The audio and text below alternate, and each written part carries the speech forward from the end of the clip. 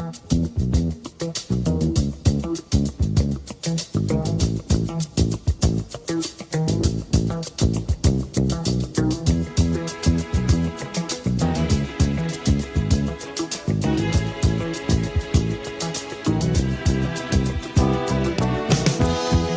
I wake up in the morning, love, and the sunlight hurts my eyes, and something without warning, love, bears heavy on my mind. Then I look at you, and the world's alright with me. Just one look at you, and I know it's gonna be a lovely day.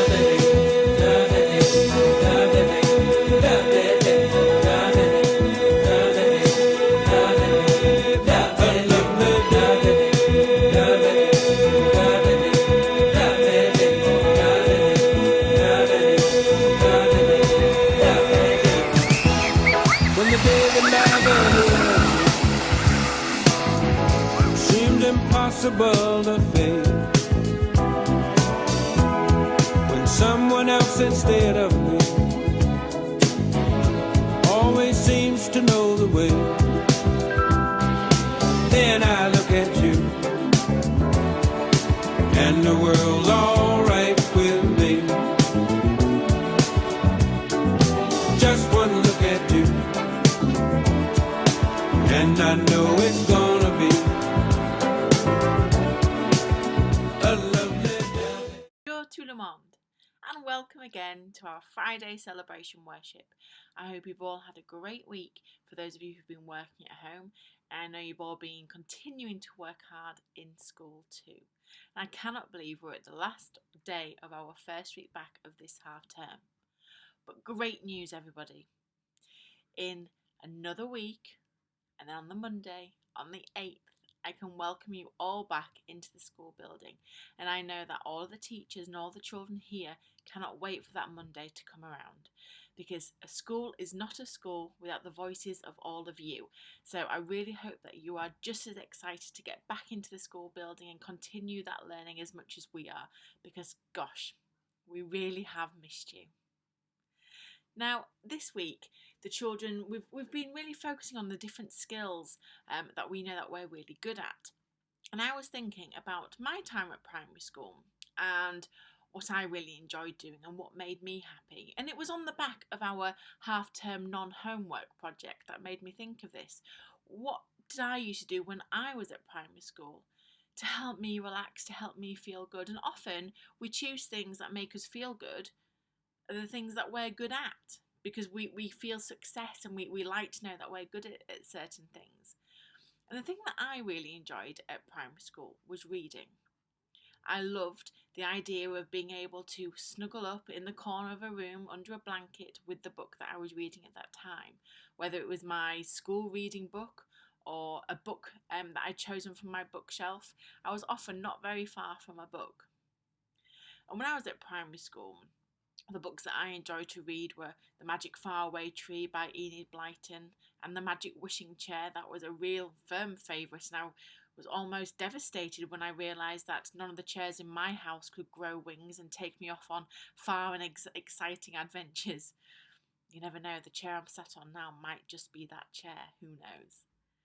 So being able to sit ourselves in a world of creativity and imagination given by the words of these amazing authors is a real gift, and a moment in my day that I still like to enjoy.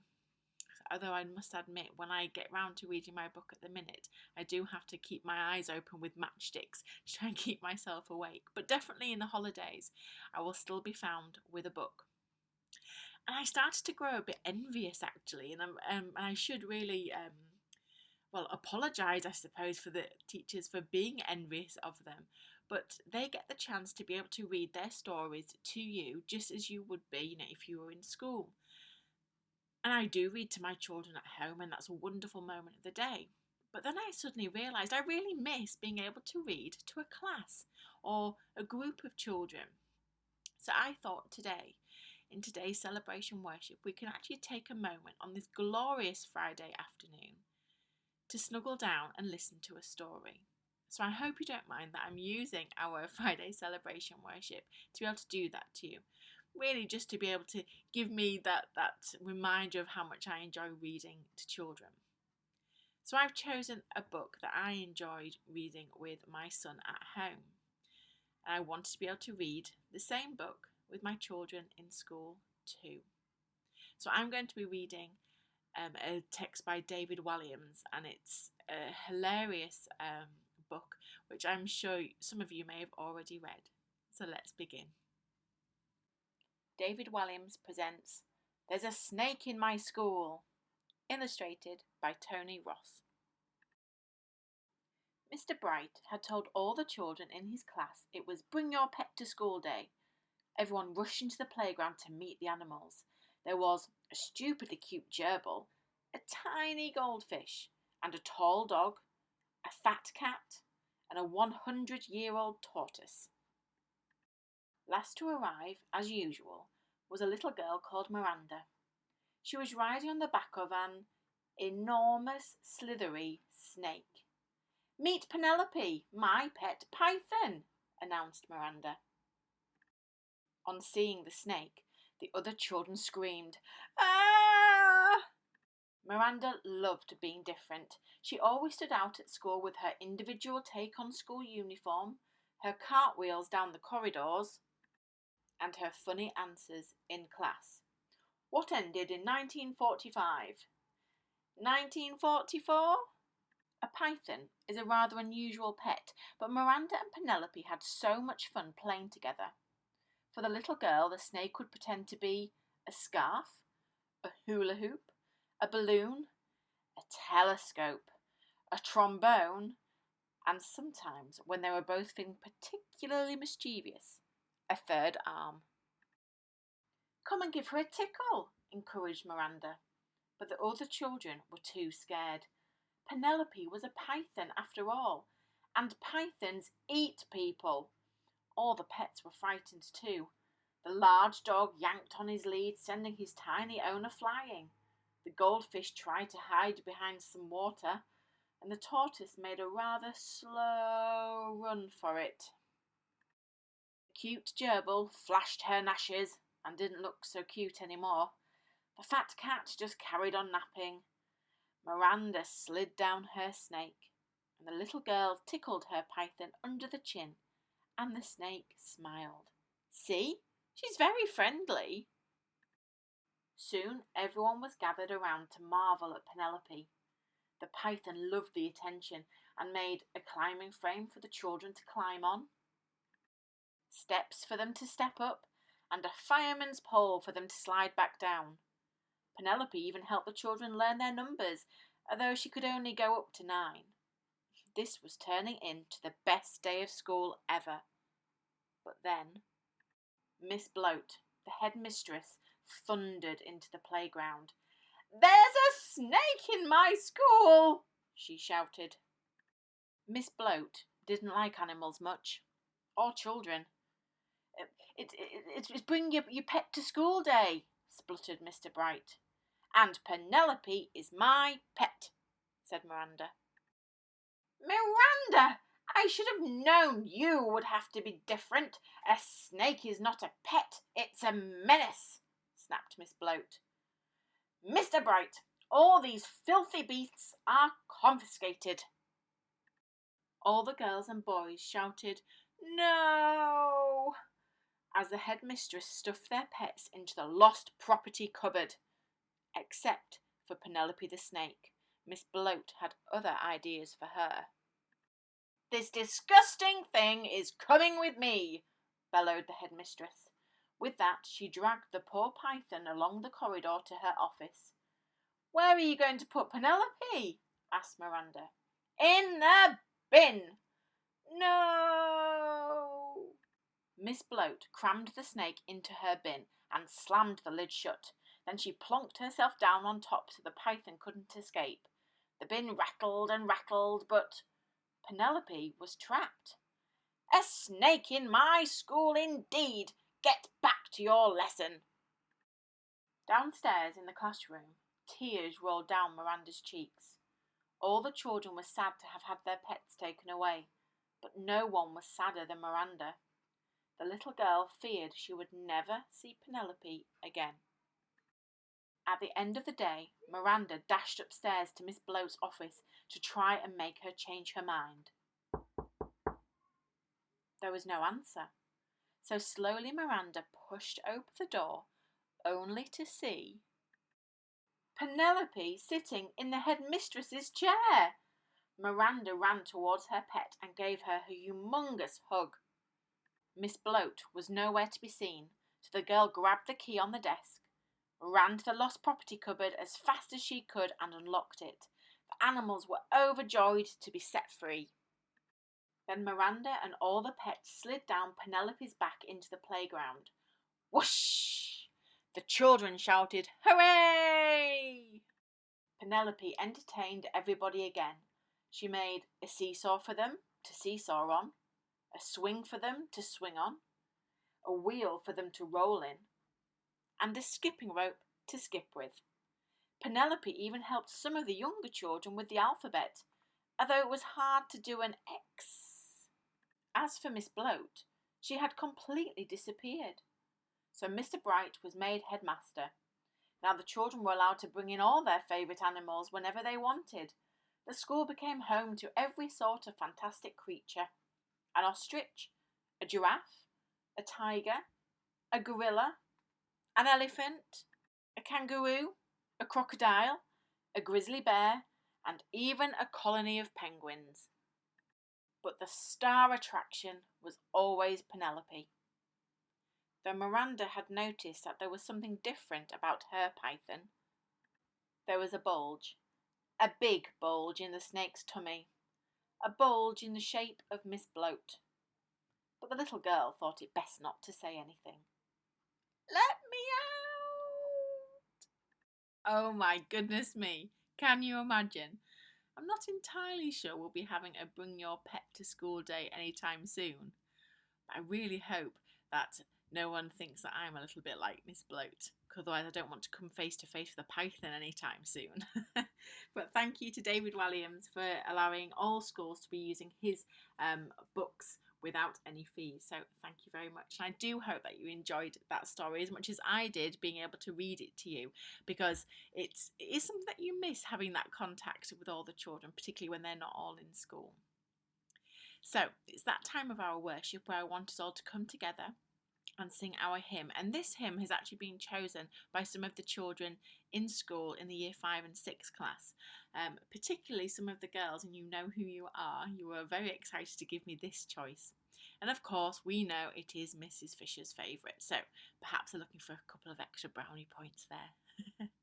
So, are we ready? Levez-vous, and we'll come together and sing I, the Lord of Sea and Sky.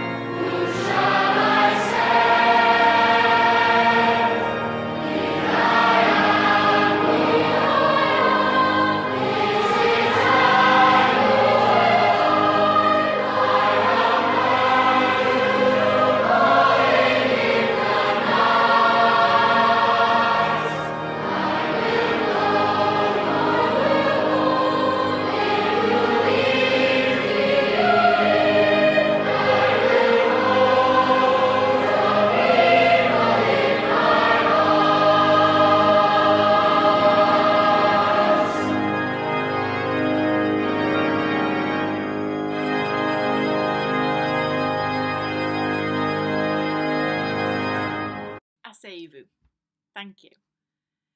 Now keep on going. We're about to share the celebration section of our worship today and celebrate all the phenomenal achievements that you've all been getting up to while you've either been in school or learning from home. I know it's getting hard, it's getting tough, isn't it? To keep on going, particularly when we know that the end is in sight, but keep on going, we're nearly there. Don't let it fade now, because everything that you have achieved is gold. Which is funny, isn't it? Because that's the song that we use in a minute. But I really mean it. You're working so hard in a situation that is still really unfamiliar to us all. So well done. We cannot be prouder of parents, of children, whether you're working in school or at home. Keep on going. Not long left now. So let's see who has achieved a gold certificate this week. And if you're working from home, check your emails now. Are we ready? 3, 2, 1. Gold! Always believe in your soul. You've got the power to know you're indestructible. Always believe in, 'cause you are gold.